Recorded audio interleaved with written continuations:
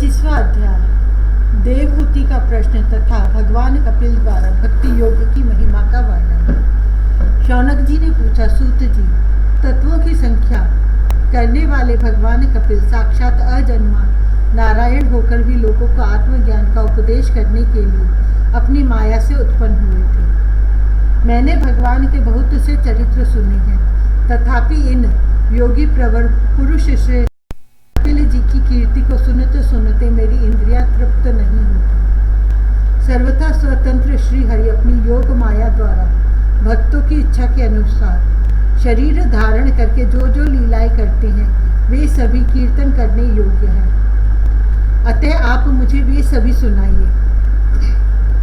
मुझे उन्हें सुनने में बड़ी श्रद्धा है।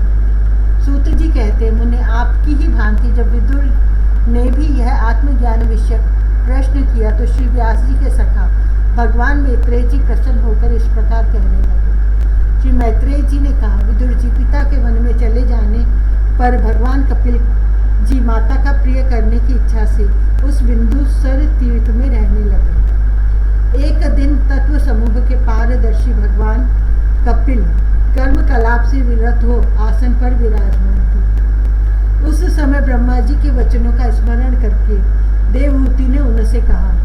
देवहूति बोली, भूमन प्रभो, इन दुष्ट इंद्रियों की विषय लालसा से मैं बहुत ऊब गई हूँ और इनकी इच्छा पूरी करते रहने से ही घोर अज्ञान अंधकार में पड़ी हुई हूँ।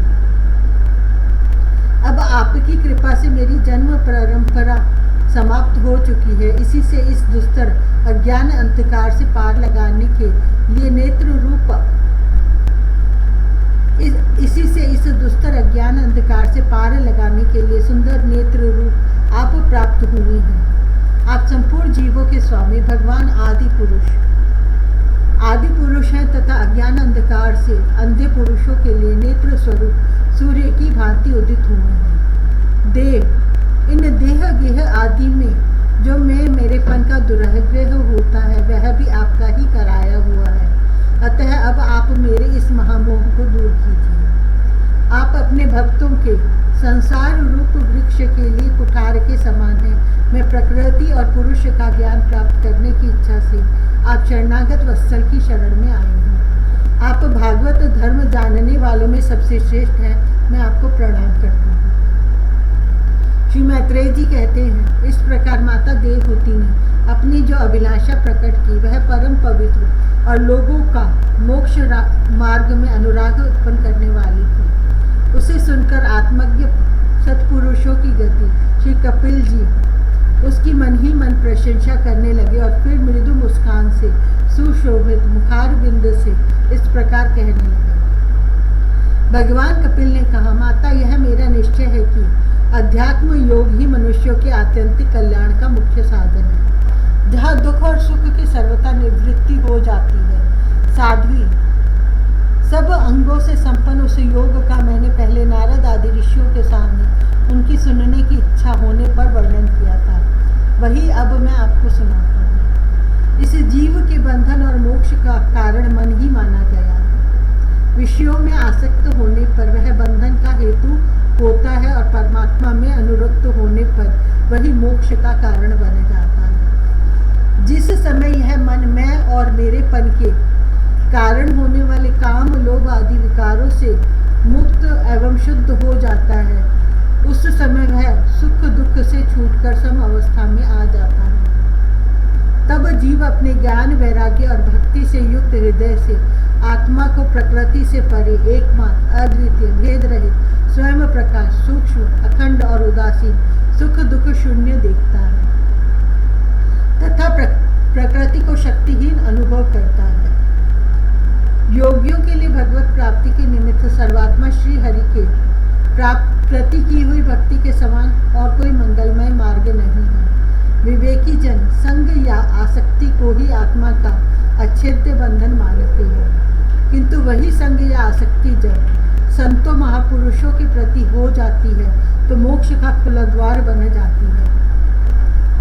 जो लोग सहनशील दयालु समस्त देहधारियों के अकारण हेतु किसी के प्रति भी शत्रुभाव न रखने वाले शांत सरल स्वभाव और सत्पुरुषों का सम्मान करने वाले होते हैं, जो मुझ में अनन्य भाव से सुदृढ़ प्रेम करते हैं, मेरे लिए संपूर्ण कर्म तथा अपने सगे संबंधियों को भी त्याग देते हैं और मेरे परायण रहकर मेरी पवित्र कथाओं का श्रवण कीर्तन करते हैं तथा मुझ में ही चित्त लगाए रहते हैं, उन भक्तों को संसार के तरह तरह के ताप कोई कष्ट नहीं पहुंचाते। साध्वी, ऐसे सर्व संग परित्यागी महापुरुष ही साधु होते हैं। तुम्हें उन्हीं के संग की इच्छा करनी चाहिए, क्योंकि वे आसक्ति से उत्पन्न सभी दोषों को हर लेने वाले हैं। सत्पुरुषों के समागम से मेरे पराक्रमों का यथार्थ ज्ञान कराने वाली तथा हृदय और कानों को प्रिय लगने वाली कथाएं होती हैं। उनका सेवन करने से शीघ्र ही मोक्ष मार्ग में श्रद्धा, प्रेम और भक्ति का क्रमशः विकास होगा। फिर मेरी सृष्टि आदि लीलाओं का चिंतन करने से प्राप्त हुई भक्ति के द्वारा लौकिक एवं पारलौकिक सुखों में वैराग्य हो जाने पर मनुष्य सावधानता पूर्वक योग के भक्ति प्रधान सरल उपायों से समाहित होकर मनोनिग्रह के लिए यत्न करेगा। इस प्रकार प्रकृति के गुणों से उत्पन्न हुए शब्द आदि विषयों का त्याग करने से, वैराग्य युक्त ज्ञान से, योग से और मेरे प्रति की हुई सुदृढ़ भक्ति से मनुष्य मुझ अपने अंतरात्मा को इस देह में ही प्राप्त कर लेता है। देवहूति ने कहा, भगवान, आपकी समुचित भक्ति का स्वरूप क्या है और मेरी जैसी अबलाओं के लिए कैसी भक्ति ठीक है, जिससे कि मैं सहज में ही आपके निर्वाण पद को प्राप्त कर सकूं। निर्वाण स्वरूप प्रभु, जिनके द्वारा तत्व ज्ञान होता है और जो लक्ष्य को बेधने वाले बाण के समान भगवान की प्राप्ति कराने वाला है, वह आपका कहा हुआ योग कैसा है और उसके कितने अंग हैं? हरे, वह सब आप मुझे इस प्रकार समझाइए जिससे कि आपकी कृपा से मैं मंदमती स्त्री जाति भी इस दुर्बोध विषय को सुगमता से समझ सकूं।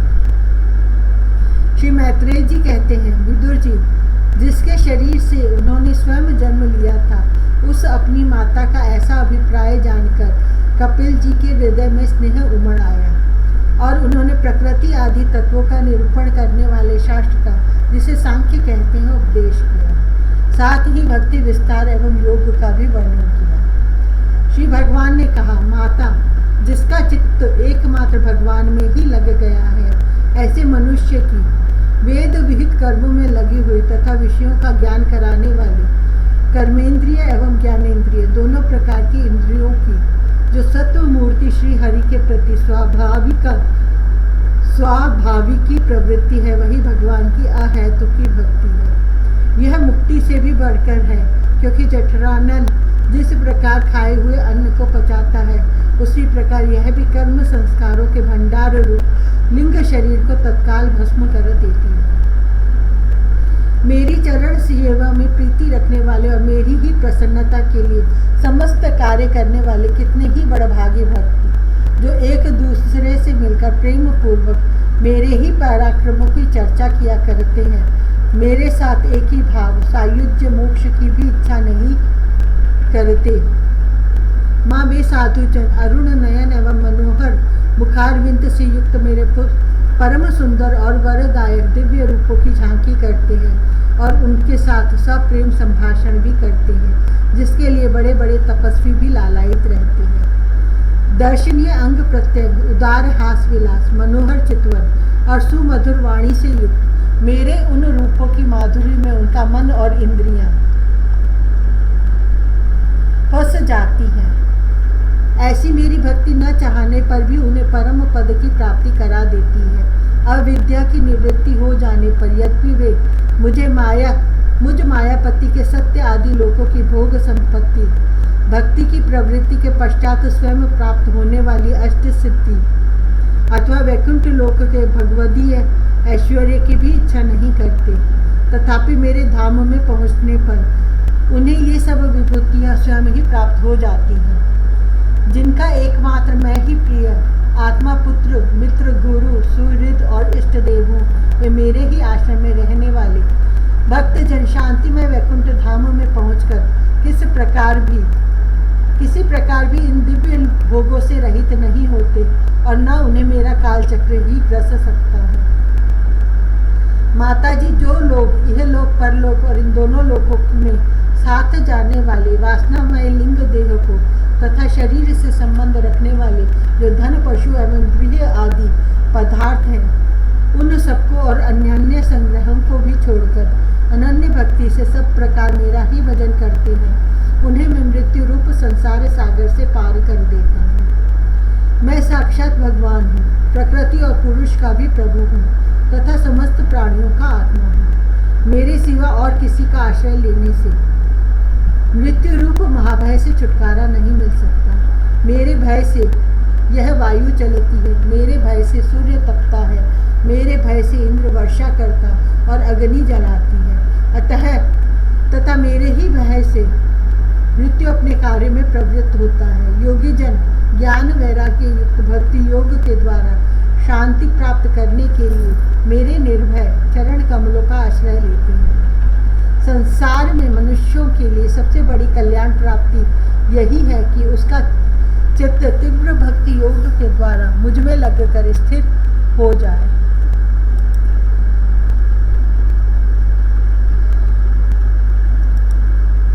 26वां अध्याय, महादेव भिन्न भिन्न तत्वों की उत्पत्ति का वर्णन। श्री भगवान ने कहा, माता जी, अब मैं तुम्हें प्रकृति आदि सब तत्वों के अलग अलग लक्षण बतलाता हूँ।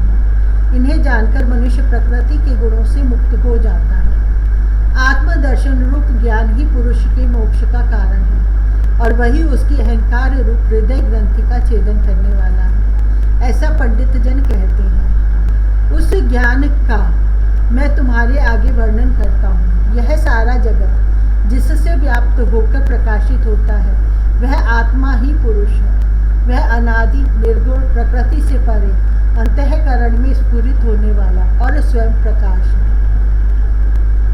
उस सर्वव्यापक पुरुष ने अपने पास लीला विलास पूर्वक आई हुई अव्यक्त और त्रिगुणात्मिका वैष्णवी माया को स्वेच्छा से स्वीकार कर लिया।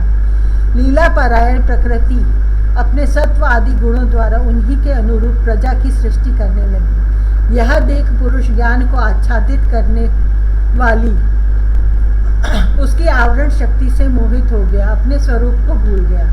इस प्रकार अपने से भिन्न प्रकृति को ही अपना स्वरूप समझ पुरुष प्रकृति के गुणों द्वारा किए जाने वाले कर्मों में अपने को ही कर्ता मानने लगता है। इस कर्तृत्वाभिमान से ही अकर्ता, स्वाधीन, साक्षी और आनंद स्वरूप पुरुष को जन्म मृत्यु रूप बंधन एवं परतंत्रता की प्राप्ति होती है।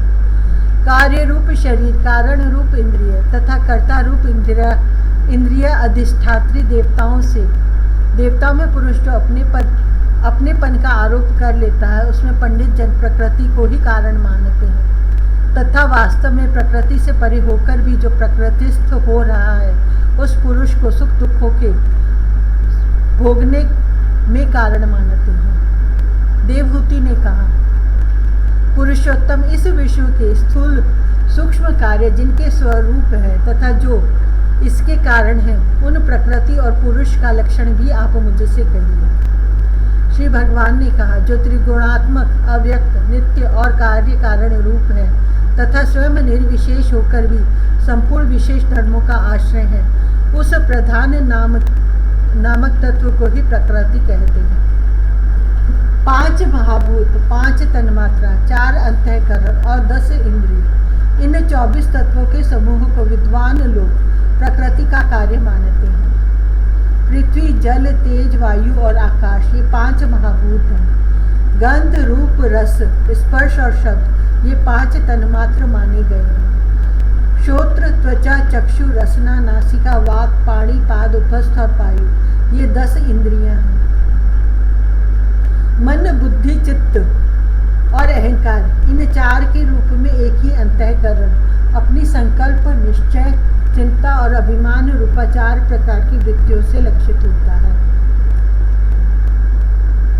इस प्रकार तत्वज्ञानी पुरुषों ने सगुण ब्रह्म के सन्निवेश स्थान इन 24 तत्वों की संख्या बतलाई है। इन इनके सिवा जो काल है वह 25वां तत्व है। कुछ लोग काल को पुरुष से भिन्न तत्व न मानकर पुरुष का प्रभाव अर्थात ईश्वर की संहार कारिणी शक्ति बताते हैं, जिससे माया के कार्य रूप देह आदि में आत्म तत्व का अभिमान करके अहंकार से मोहित और अपने को कर्ता मानने वाले जीव को निरंतर भय लगा रहता है।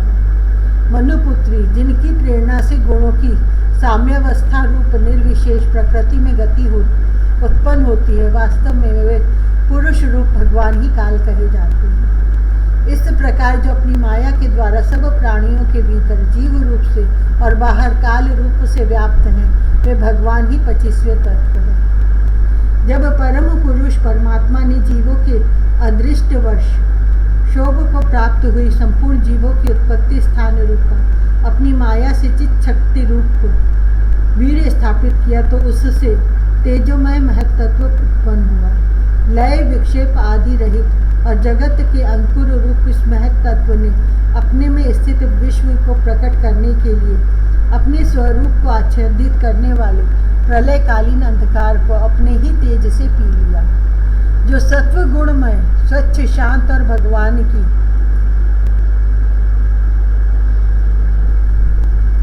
उपलब्धि का स्थान रूप चित्त है, वही महत्त्व है और उसी को वासुदेव कहते हैं।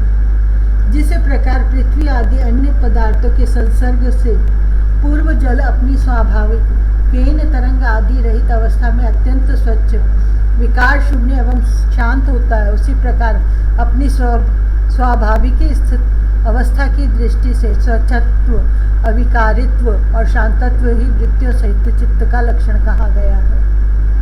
तदंतर भगवान की वीर्य रूप चित्त शक्ति से उत्पन्न हुए महत्त्व के विपरीत होने पर उससे क्रिया शक्ति प्रधान अहंकार उत्पन्न हुआ। वह वैकारिक तेजस और तामस भेद से 3 प्रकार का है। उसी से क्रमशः मन, इंद्रियों और पंच महाभूतों की उत्पत्ति हुई।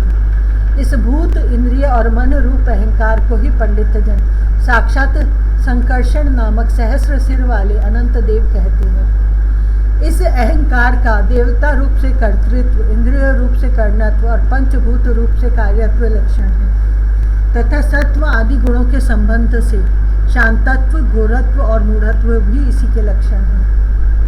उपर्युक्त 3 प्रकार के अहंकार में से वैकारिक अहंकार के विकृत होने पर उससे मन हुआ, जिसके संकल्प विकल्पों से कामनाओं की उत्पत्ति होती है। यह मनस्तत्व ही इंद्रियों के अधिष्ठाता अनिरुद्ध के नाम से प्रसिद्ध है। योगी जन शरतकालीन नील कमल के समान श्याम वर्ण वाले इन अनिरुद्ध जी की शनै शनै मन को वशीभूत करके आराधना करते हैं। साध्वी फिर तेजस अहंकार में विकार होने पर उससे बुद्धि तत्व उत्पन्न है। वस्तु का स्फुरण रूप विज्ञान और इंद्रियों के व्यापार में सहायक होना, पदार्थों का विशेष ज्ञान करना, ये बुद्धि के कार्य हैं। वृत्तियों के भेद से संशय, विपर्यय, विपरीत ज्ञान, निश्चय, स्मृति और निद्रा भी बुद्धि के ही लक्षण हैं। यह बुद्धि तत्व ही प्रद्युम्न है। इंद्रियां भी तेजस अहंकार का ही कार्य है। कर्म और ज्ञान के विभाग से उनके कर्मेंद्रिय और ज्ञानेंद्रिय 2 भेद हैं। इनमें कर्म प्राण की शक्ति है और ज्ञान बुद्धि की। भगवान की चेतन शक्ति की प्रेरणा से तामस अहंकार के विकृत होने पर उससे शब्द तन्मात्र का प्रादुर्भाव हुआ। शब्द तन्मात्र से आकाश तथा शब्द का ज्ञान कराने वाली श्रोतेंद्रिय उत्पन्न हुई। अर्थ का प्रकाशक होना, ओट में खड़े हुए वक्ता का भी ज्ञान करा देना और आकाश का सूक्ष्म रूप होना, विद्वानों के मत में यही शब्द के लक्षण हैं।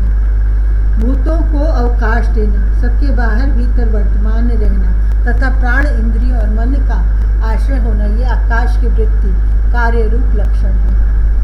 फिर शब्द तन्मात्र के कार्य आकाश में काल गति से विकार होने पर स्पर्श तन्मात्र हुआ और उससे वायु तथा स्पर्श का ग्रहण करने वाली त्वगिंद्रिय त्वचा उत्पन्न हुई। कोमलता, कठोरता, शीतलता और उष्णता तथा वायु का सूक्ष्म रूप होना, ये स्पर्श के लक्षण है। वृक्ष की शाखा आदि को हिलाना, तृण आदि को इकट्ठा कर देना, सर्वत्र पहुँचना, गंधादि युक्त द्रव्य को घ्राण आदि इंद्रियों के पास तथा शब्द को श्रोतेंद्रिय के समीप ले जाना तथा समस्त इंद्रियों को कार्यशक्ति देना, ये वायु की वृत्तियों के लक्षण हैं। तदंतर देव की प्रेरणा से स्पर्श तन्मात्र विशिष्ट वायु के विकृत होने पर उससे रूप तन्मात्र हुआ तथा उससे तेज और रूप को उपलब्ध कराने वाली नेत्रेंद्रिय का प्रादुर्भाव हुआ। साध्वी, वस्तु के आकार का बोध कराना, गौण होना, द्रव्य के अंग रूप से प्रतीत होना, द्रव्य का जैसा आकार प्रकार और परिमाण आदि हो उसी रूप में उपलक्षित होना तथा तेज का स्वरूप भूत होना, ये शब्द रूप तन्मात्र की वृत्तियां हैं। चमकना, पकाना, शीत को दूर करना, सुखाना, भूख प्यास पैदा करना और उनकी निवृत्ति के लिए भोजन एवं जलपान कराना, ये तेज की वृत्तियां हैं। फिर देव की प्रेरणा से रूप तन्मात्र में तेज के विकृत होने पर उससे रस तन्मात्र हुआ और उससे जल तथा रस को ग्रहण कराने वाली रसनेन्द्रिय जिह्वा उत्पन्न हुई। रस अपने शुद्ध स्वरूप में एक ही है, किंतु अन्य भौतिक पदार्थों के संयोग से वह कसैला, मीठा, तीखा, कड़वा, खट्टा और नमकीन आदि कई प्रकार का हो जाता है। गीला करना, मिट्टी आदि को पिंडाकार बना देना, तृप्त करना, जीवित रखना, प्यास बुझाना, पदार्थों को मृदु कर देना, ताप की निवृत्ति करना और कूप आदि में से निकाल लिए जाने पर भी वहां बार बार पुनः प्रकट हो जाना, ये जल की वृत्तियां हैं। इसके पश्चात देव प्रेरित रस स्वरूप जल के विकृत होने पर उससे गंध तन्मात्र हुआ और उससे पृथ्वी तथा गंध को ग्रहण कराने वाली घ्राणेन्द्रिय प्रकट हुई। गंध एक ही है, तथापि परस्पर मिले हुए द्रव्य भागों की न्यून अधिकता से वह मिश्रित गंध, दुर्गंध, सुगंध, मृदु, तीव्र और अम्ल, खट्टा आदि अनेक प्रकार का हो जाता है। प्रतिमादि रूप से ब्रह्म की साकार भावना का आश्रय होना, जल आदि कारण तत्वों से भिन्न किसी दूसरे आश्रय की अपेक्षा किए बिना ही स्थित रहना, जल आदि अन्य पदार्थों को धारण करना, आकाश आदि का अवच्छेदक होना, घटाकाश, मठाकाश आदि भेदों को सिद्ध करना तथा परिणाम विशेष से संपूर्ण प्राणियों के स्त्रीत्व, पुरुषत्व आदि गुणों को प्रकट करना, ये पृथ्वी के कार्य रूप लक्षण हैं। आकाश का विशेष गुण शब्द जिसका विषय है वह श्रोतेंद्रिय है। वायु का विशेष गुण स्पर्श जिसका विषय है वह त्वगेंद्रिय है। तेज का विशेष गुण रूप जिसका विषय है वह नेत्रेंद्रिय है। जल का विशेष गुण रस जिसका विषय है वह रसनेन्द्रिय है और पृथ्वी का विशेष गुण गंध जिसका विषय है वह घ्राणेन्द्रिय कहते हैं। पृथ्वी का विशेष गुण गंध जिसका विषय है उसे घ्राणेन्द्रिय कहते हैं। वायु आदि कार्य तत्वों में आकाश आदि कारण तत्वों के रहने से उनके गुण भी अनुगत देखे जाते हैं। इसलिए समस्त महाभूतों के गुण शब्द, स्पर्श, रूप, रस और गंध केवल पृथ्वी में ही पाए जाते हैं। जब महत्तत्व, अहंकार और पंचभूत ये सात तत्व परस्पर मिल न सके, पृथक पृथक ही रह गए, तब जगत के आदि कारण श्री नारायण ने काल, अदृष्ट और सत्व आदि गुणों के सहित उनमें प्रवेश किया। फिर परमात्मा के प्रवेश से क्षुब्ध और आपस में मिले हुए उन तत्वों से एक जड़ अंड उत्पन्न हुआ। उस अंड से इस विराट पुरुष की अभिव्यक्ति हुई। इस अंड का नाम विशेष है। इसी के अंतर्गत श्री हरि के स्वरूपभूत 14 भुवनों का विस्तार है। यह चारों ओर से क्रमशः एक दूसरे से 10 गुने जल, अग्नि, वायु, आकाश, अहंकार और महत्तत्व इन 6 आवरणों से घिरा हुआ है। इन सबके बाहर 7वां आवरण प्रकृति का है।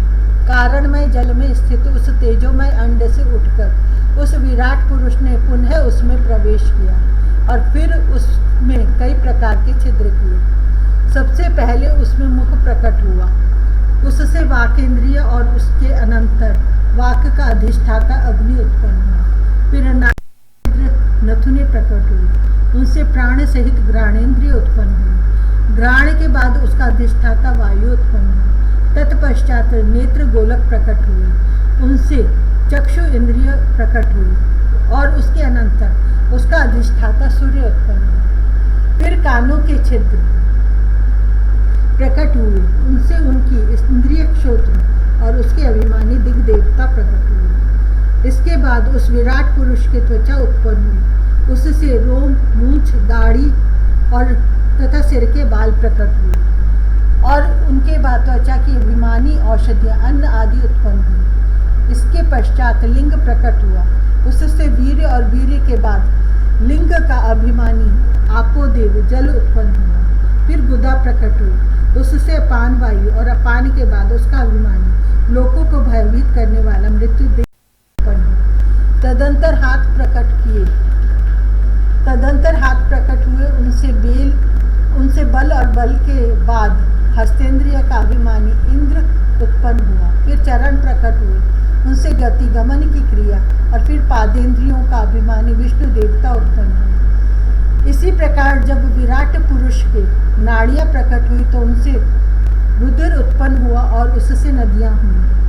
फिर उसके उदर पेट प्रकट हुआ, उससे शुद्ध पिपासा की अभिव्यक्ति हुई और फिर उदर का अभिमानी समुद्र देवता उत्पन्न हुआ। तत्पश्चात उसके हृदय प्रकट हुआ, हृदय से मन का प्राकट्य हुआ, मन के बाद उसका अभिमानी देवता चंद्रमा हुआ, फिर हृदय से ही बुद्धि और उसके बाद उसका अभिमानी ब्रह्मा हुआ।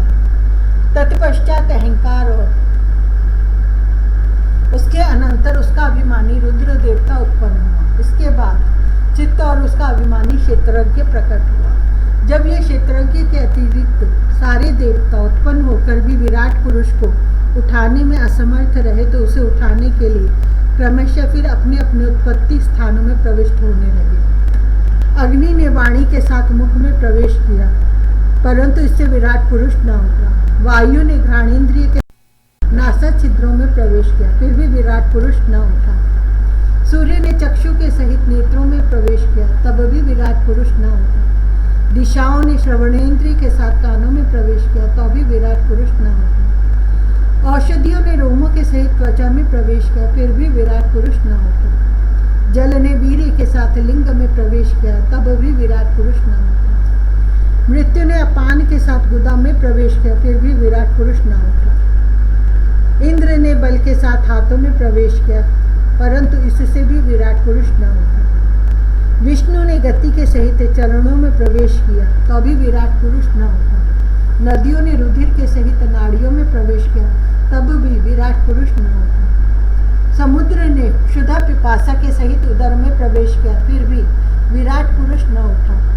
चंद्रमा ने मन के सहित हृदय में प्रवेश किया, तो भी विराट पुरुष न उठा। ब्रह्मा ने बुद्धि के सहित हृदय में प्रवेश किया, तब भी विराट पुरुष न उठा। रुद्र ने अहंकार के सहित उसी हृदय में प्रवेश किया, तो भी विराट पुरुष न उठा। किंतु जब चित्त के अधिष्ठाता क्षेत्रज्ञ ने चित्त के सहित हृदय में प्रवेश किया, तो विराट पुरुष उसी समय जल से उठकर खड़ा हो गया। जिस प्रकार लोक में प्राण, इंद्रिय, मन और बुद्धि आदि चित्त के अधिष्ठाता क्षेत्रज्ञ की सहायता के बिना सोए हुए प्राणी को अपने बल से नहीं उठा सकते, उसी प्रकार विराट पुरुष को भी वे क्षेत्रज्ञ परमात्मा के बिना नहीं उठा सकते। अतः भक्ति, वैराग्य और चित्त की एकाग्रता से प्रकट हुए ज्ञान के द्वारा उस अंतरात्म स्वरूप क्षेत्रज्ञ को इस शरीर में